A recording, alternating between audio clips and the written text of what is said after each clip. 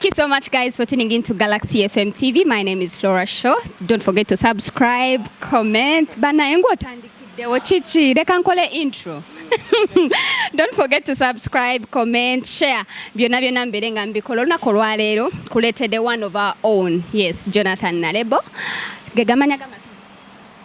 Kulikeri bulakeri amkwaya. Ndisede kozigwe.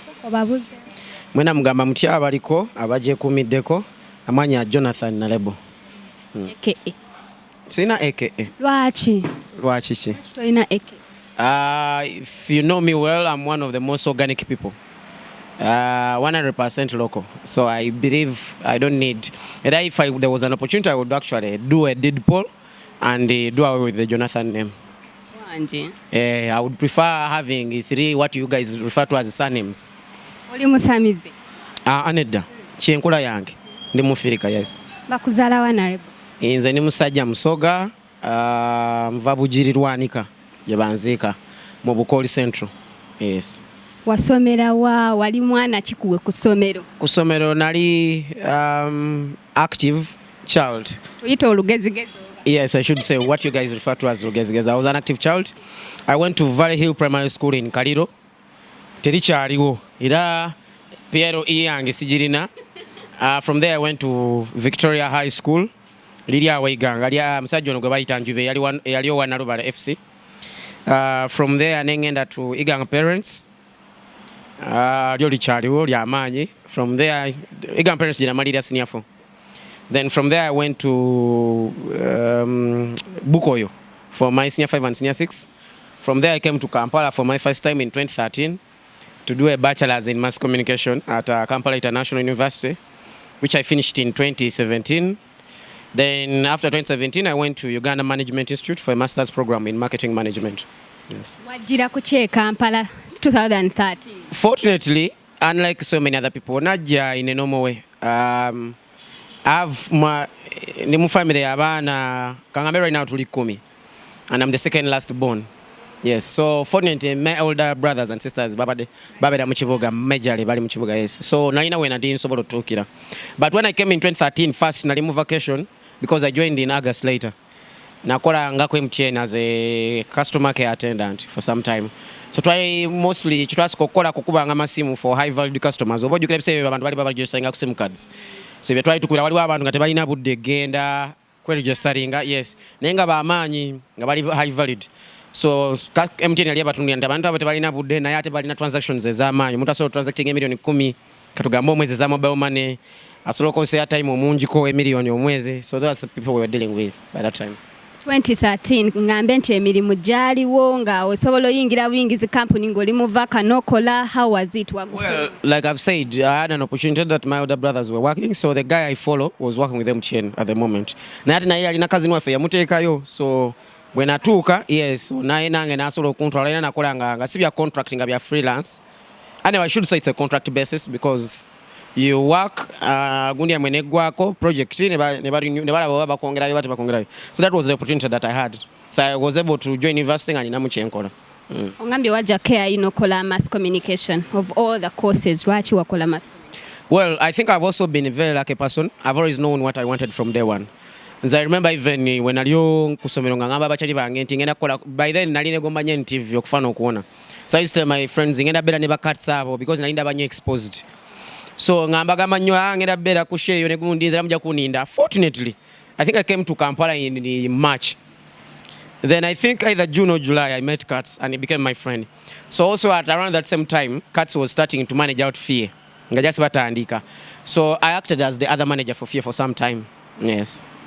So Gambia wali wegomba nyo NTV. So did you go to NTV no batukia no bagamba waye mumpo mulimu nze nja kukola mass communication? One thing I know and one thing I still believe in is that an opportunity, we create our own opportunities and we create our own luck.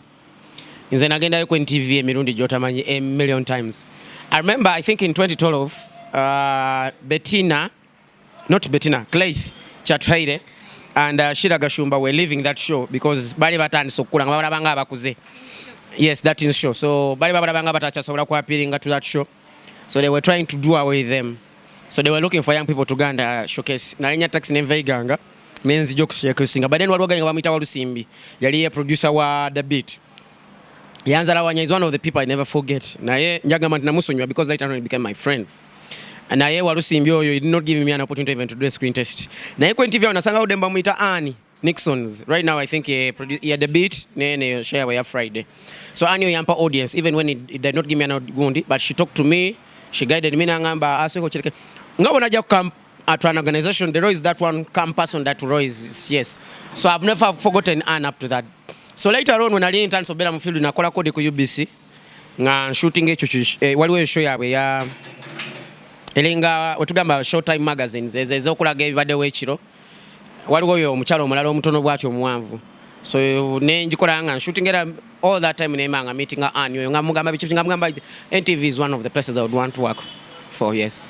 unfortunately not now anymore Lwaki wa giving up ng'ate omaze ofuna munange omuntu akuzaamu amaanyi oba oli awo yali asobola okukubira paasi well I shouldn't say I gave up I think she guided me I think that was 2012 and I've kept her is someone going to Ghana even up to today sometimes bwetu meeting na inambulira challenge jaina mu show ye bichi something so either nemuwabula or something so surprising right now solo kumbuza something that I need to contribute on our programs Nemudam yes kati o joining otya Galaxy FM well ngawe mbadde ngamba nti fortunately I always knew what I wanted ngabe ngambi I always wanted journalism and I for abantu abamu abatu inspiring greatly me personally I looked up to Alex and Aula big time on radio and my earlier life musomero nga dance force webate wedesebaka yana mama nga ambuza bichi kati wale chiboze kira chensta kunyumiza in 2006 when I was doing my primary 7 when amaliza nga mazokola P7 mkavaka kasoka sister yangu mukuru yambuza nti naje Kampala nibandeta okay kamba na 2013 is when I came to stay here but ebise bisanga najanga lunaku lumune enzirayo so no kumula sawo muna kuba was a very active child ngamanda basinga tebagala mpumulire waabwe so when 2006 when I came nambuza nti agala genda namugamba njagala genda kwanjenwa njagala genda ne ku capital era nantwala P7 yes nantwala yo emisana kwanjena genda emisana ne tusanga awo guy na nyingizayo muna nanetoza naye mabuli wakabigoroza ko wano wapa digirira then nama nantwala ne ku cement ne ndaba capital but then joining here like I said my life nalinyera mu entertainment 2013 awo byabayimbi ne maro nine fie so well time came when I needed nalinzi jawo nnyo wano nenga sinawo nyombozi na bantu bawo the only person I knew then was Happy Powers ne Arthur I think because Arthur nasingana na yenyo ku Laughters so when atukanga ninokola internship I came here then asked Happy mwana njagala kola internship but I came here Happy na introducing to Mariati na introducing Erisara waliwo mcharano wamita Sara byo misho ali akola mawuli nga editor that's when I started working here unlike so many other people when I came here I didn't come to work and leave to get the marks and leave actually I told myself that when zija no internship is my opportunity for me to get a job so after internship nakuweza gwa emyezi ebiri nagamba che you know right now the news editor here namugamba I'm not leaving sina agenda ga olemerawo nangamba ogenda kukolota namugamba ngenda sigala onjafuna kyone ekyokukola so at first he started by telling me to write for the website station manager naina ankwata Ashrafu nangamba write for the website then you start reporting in the field but while reporting in the field wasn't my thing so over time naina a lot of clashes even with the editor here because it's something I never loved Ashrafu nangamba I strongly know what you're capable of because he's a good talent manager in there I started out as then I became a promotions manager for this station so anything to deal with sponsorships campaigns here all that was in my docket so it's what I was doing for I think 2 years then I think 2017 the manager insisted told me Jonathan going by your background of entertainment I think you have an opportunity to do an entertainment show so we began out with Poco Poco for those 10 minutes in the mid morning to Kone Alia Koleba Nimrod so we began out with that we're doing it in Chikola and I think I did it for a year in 2018 I left then returned this year in Jan How was your first time gokutula mu radio station nogamba kankole no show kuba abantu abasinga agamba ngenda kutya abantu bagenda kunvuma my voice is not good gwe kyawuli kikakityo kubanga ogenze ku radio station oba oli awo abantu ne bakusinga well of course like any other person the first day is always a timid one and a nervous day first nali nkola show Nimrod naye nga isi pure dialogue nga tuna bano tunyumya byanguwa. So the third day I think Nimrod has a campaign to do and then leaves me in studio alone. So saa zitukanga tulino bikola naye nga eno na music abada playing area. So Maria ti aliwo naja na producing bikole. Trust me, I failed. Na hesitating throughout those 10 minutes. I failed. Actually, Innocent yali was on the radio. Naja na ngamba what happened. Nemugamba chinta buseko. So it's a hard experience, extremely. Wafunotia obuvumu no gamba atudele kanchikole chi. Well, it's something I always wanted to do. Nze nkubulira n'olunaku nasooka ovuga emmotoka. Nali manyi ogivuga. Olunaku nasooka ovuga emmotoka. Nagivuga nga abadde agivuga. Because me, when I want something, I put myself in the position of doing it. So I always what omuntu when I gang when police radio manya artist omuntu abakola bwati batekayo sweeper wajira bati omuntu aona kuba punch line. There are those things I knew. You would hear that someone is building confidence. So nze ngambe ngano kuna soko vuga ngo mugayi yajimpa buwinga ndi kukubo bwe yajimpa nenjivuga because bwe natulanga obaida mu taxi obanga nabo muntu avuga nga ntuna bukimu nencho observing ane manya twabatandika alinya ku muliro naji startinga nanyiga uchitegede so nagendo jitwa mnganya najivuga bwe najivuga atera ekyantawanya mu just nti balance empira but nali manye chokola. So I think the confidence was built because it's something I loved and I was like this is my time to do it and I gave it my all. Poko mwakubanga abantu Nalebo tewafunako kubuzibu ng'omuyimbi agamba negwe Nalebo nja kukuba njogerera nnyo biki obufuluzi bunabufuna nnyo nasibu bwanako but for hours. There is a day Khalifa aganago bana mukola story chi I don't really remember the story it was but Khalifa decided to come and okujja no ku Galaxy nannomba yansanga ntudde na wabweru wansi so nam provoking nange nezivaako I somehow kind of exchange naye bwe yagenda ku police natekawo ebintu ebitakwatagana nga mamenye esimu ye pozi bichi so mbandi awo ne bajjano ne banchima ne bantwala I think nali okuvanga saa 8 paka saa nga 12 naye nekimala nekigwa. Yes. Palanso ya intimidating ako so many times. Zikira one of the days navuga emotoka nalimva ku comedy store. Ngale simhaja akolera ku 400. Nemvuga emotoka kuva comedy store. I think that must have been 2018 or 2017. Man, time flies. Nemvuga emotoka kuva ku comedy store. Omuntu arabe ebukoto ngogende kisasi. Nenjivuga paka ku bitala ebya chira police awo nga palasa ali kusima mavumi. Yes. So I had so many of them confronting me.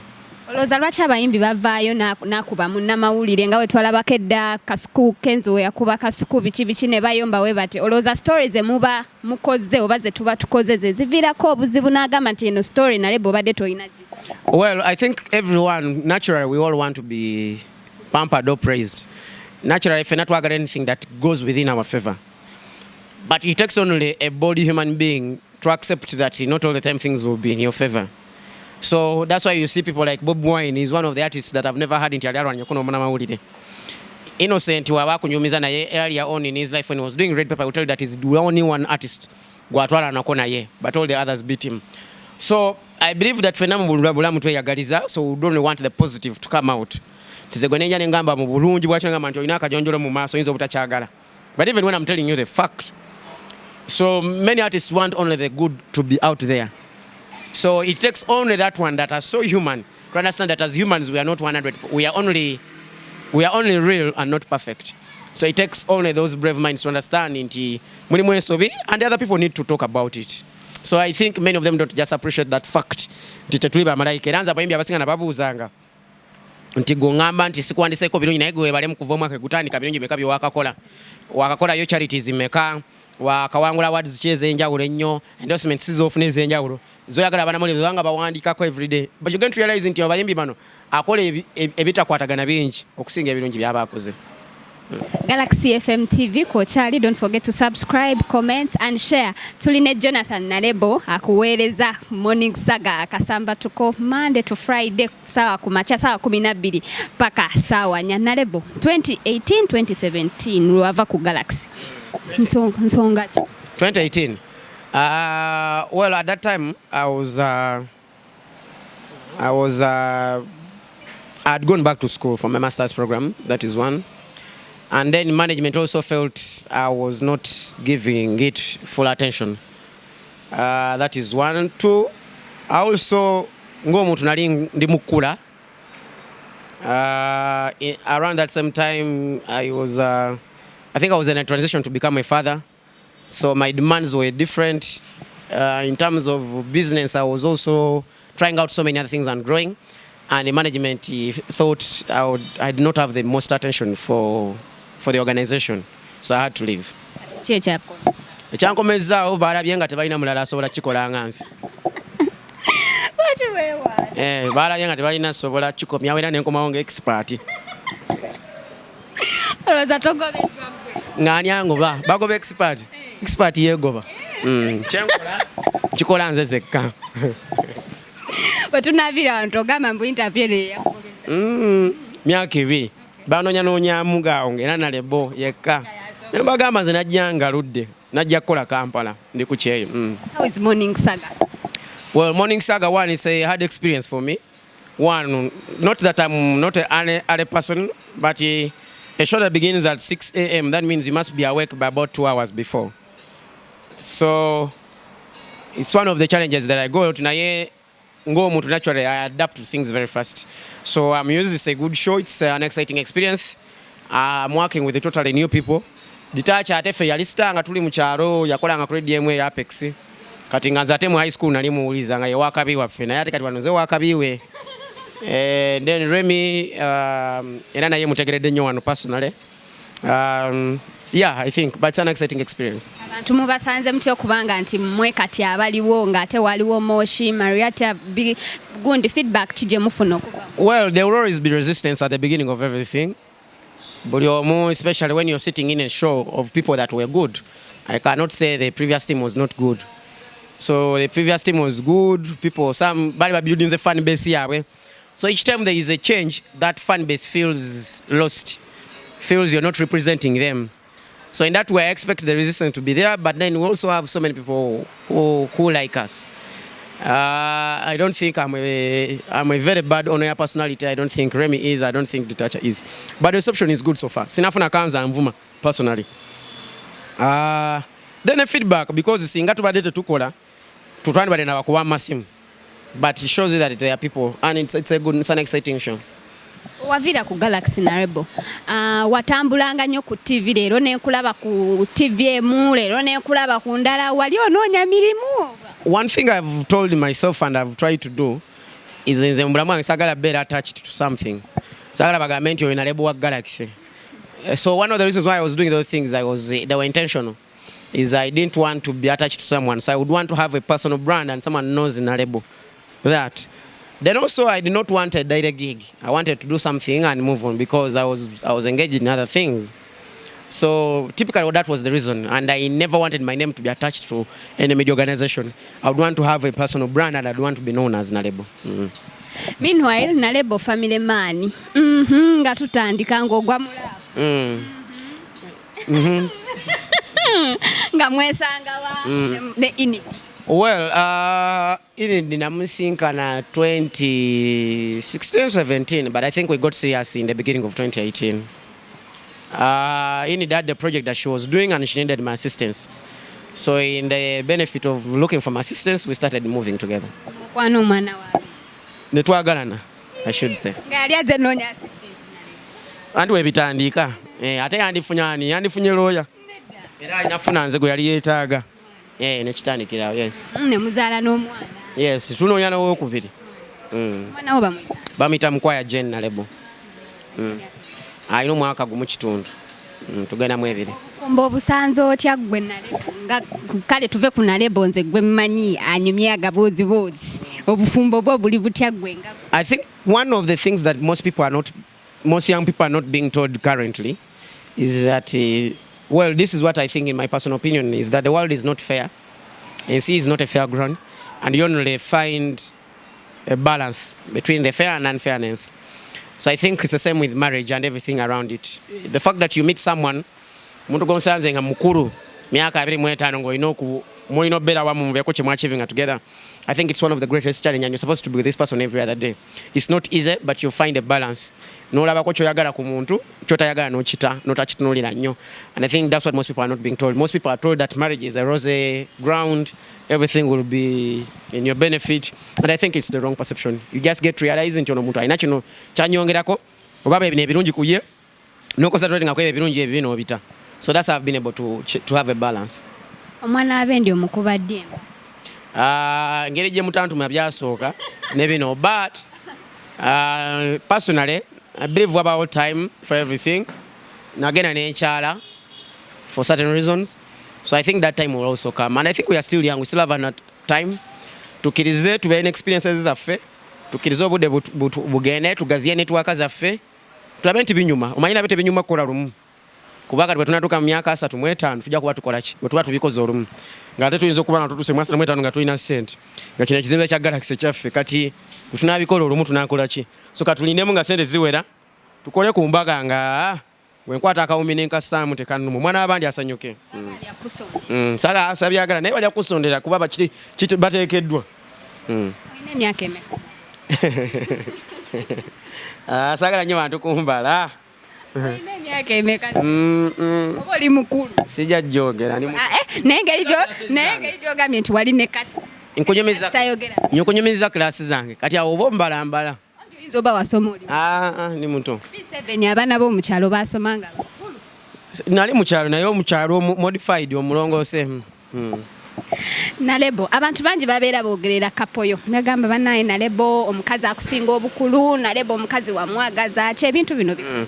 But in these 28 years we are age mates. Then I have an opportunity that I'm telling you my age. We are age mates. Naye nga bagamba nti abawala bakula mangu ku basajja. Then true mutuwanvu kunze.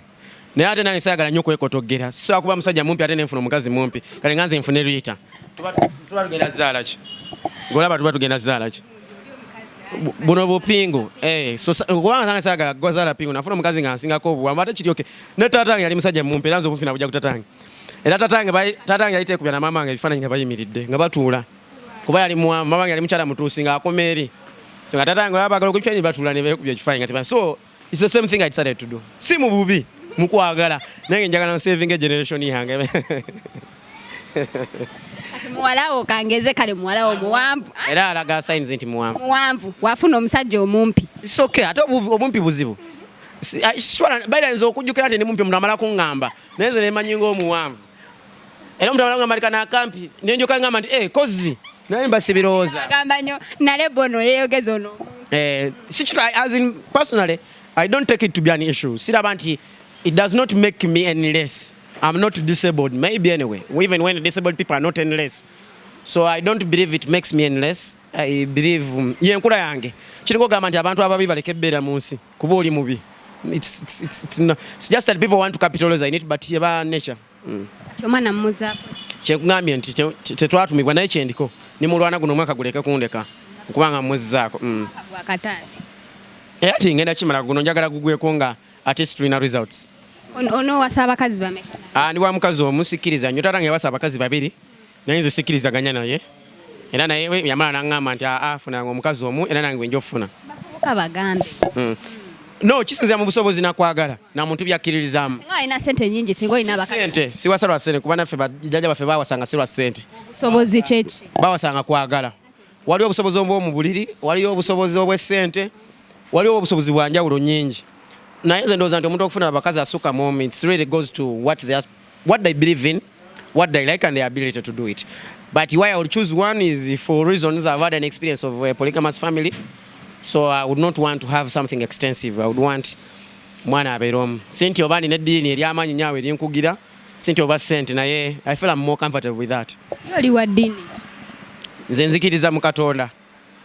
Sirina nnyo ddiini lyangamba nti lino. Nzikiriza nti amadiini they are vehicles. Nga wona agamba nti political parties zonna zaagala kukyusa bukulembeze na kuwa good governance to people, but they choose a vehicle which can be NRM, which can be NOP, which can be FDC, but also those people who come as independent, they all want to do good governance, but they choose to say we don't believe in all this, we believe. So it's also what I have. I don't believe in those vehicles. ezamadini nti Christianity or Islam. I believe that there is a supreme being, and when I'm praying to him, I pray to him in my own way. Let's talk about Rolex initiative. Ogiyingira otya kuba kyemmanyi inidi we yajjira yaliwo, right? Kati gw'ogiyingiramu otya nga mumaze kweyagala oba? Well, like I've said, Inidi started Rolex initiative, I think, in I think it began really seriously in 2016. But the first thing that happened in 2016 was the event. So 2017 is when we began. But you see, one thing people also don't understand is I work with Inze nkola wamu ne mukazi wange is because it is support at the end of the day. So I chose us to do something together and push it. And that's what we've been doing for the past so many years. Tusubire ki mu Rolex initiative ekipyango jeko festival? Well, people just think Rolex initiative is about the festival, but Rolex initiative is a socio-economic enterprise that was really established in 2016, 2017 to promote the Rolex as a meal identifier for Uganda, to enhance hygienic meal making and financial inclusion among street food vendors. Nti ensi ezenjalo zimanyikiddwa olw'emmere zaabwe bw'ogenda Japan, they are known for sushi. Abachina bamanyiddwa ba pizza is Italy. When Kenya tubaina sukuma wiki. So in Uganda we needed to choose something that identifies Uganda. Uganda has 52 tribes and about 6 indigenous groups. So all these groups watukana tugamba nti tugonda amatoke omusoga nganze njagamba kisiru mundi. Bwenkana ngamba oli omunyankole lwita jagamba lwaki si eshabwe. So but Rolex is the only meal amongst all these tribes, the 52 tribes. Erina erinyanga erimu ngali erimu. Atita liko ethnic background nti eveno.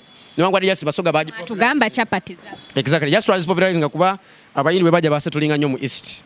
So ne tulondawo Rolex nti kigatta buli omu. Then from there ne tumanya nti groups z'abavuka bangi abali mu Rolex eno. Naye Rolex bazikolera ku mutindo. So ne tuletawo kye tukola nti hygienic meal making. Mu Genjini mengi that tulina campaign eri mu running currently.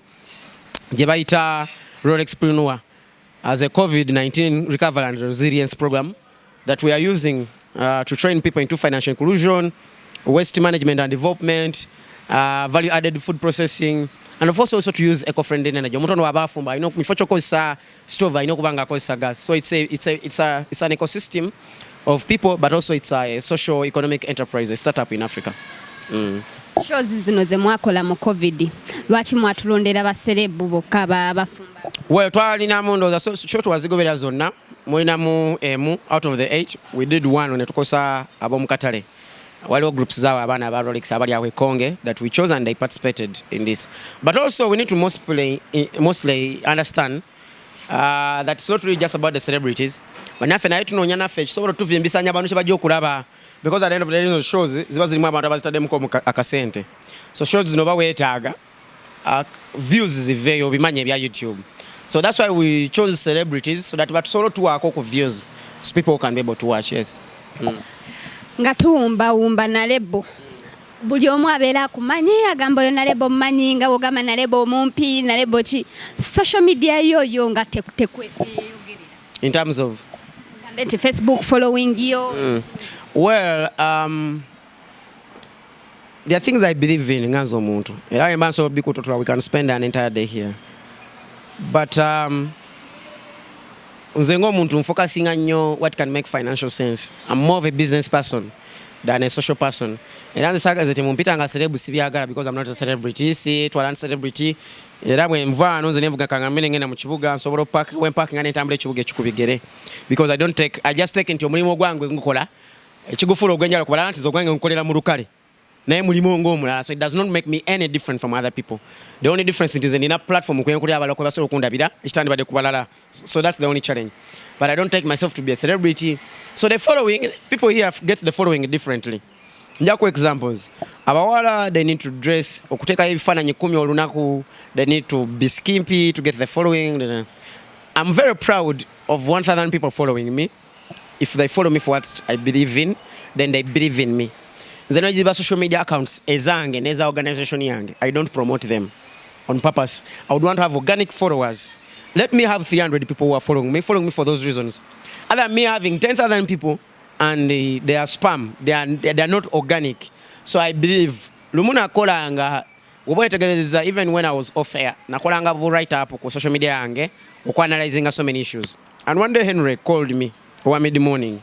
Now I'm able to do short videos and go explain how we take TikTok or be going viral. And I told him I'm not writing for viral people. I'm writing for serious people. Only those who can read, they will come and read. Those ones who don't want. I would choose to do a video. But I don't want to come out as a peng. I don't want to come out another Rolex. What they're doing is easy, everyone can do it. So, to me, so there are things I believe in, and at not in one point I want to provoke them. So let me have 1,000 people who are genuine, who follow me for reasons and substance, and that's why I've been performing. Omanyi omuntu ayinza ogamba Nalebo buli kimu abaako n'amagezi gakyogerako buli kimu era Nalebo alina kibuukira lwaki? Well, I believe one, they would send ezo mpisa z'abantu abampi. Naye n'ekirala kye nemanyiiko seegulumiza naye nfuba nnyo okuyiga ebiseera ebisinga. Ebiseera byange bisinga nnyo ngezaako nnyo okuyiga. So neewanya obudde ne mmanya if it's relationship, I will tell you I've read of seen other people's stories. Either it's my experience or another person's experience. Ndabanya, I should say. I keep myself so informed. Either I would watch something on YouTube, either I would read or I would listen to another person. So most about it, I don't take myself as a music critic, though that's what people want to call me. But I take myself as a social critic, as in I will have an opinion about music. I'll have an opportunity about politics. I'll have an opportunity about relationship. But this all comes by my opportunity to indulge myself into information most of the times, yes. Oyinayo kyoyagala okugamba abalabi baffe ffe kye tutamanyi oba kye batamanyi? Especially to the young people, I think the young people should be highly optimistic. They should have enthusiasm. They should be able to challenge themselves. The future that we dream of should be created now. Ate bano abatugenda ne batugamba nti bino bye tulimu bye baabireeta. It's because they stood at a time that we need to stand naffe. So I believe especially to the young generation, especially to the girl child, I don't think waliwo engombe esinga ennaku zino y'abasajja ebintu ebyo mubimanyi, but I think it's an opportunity. I like it because that young girls or women are coming up to create change.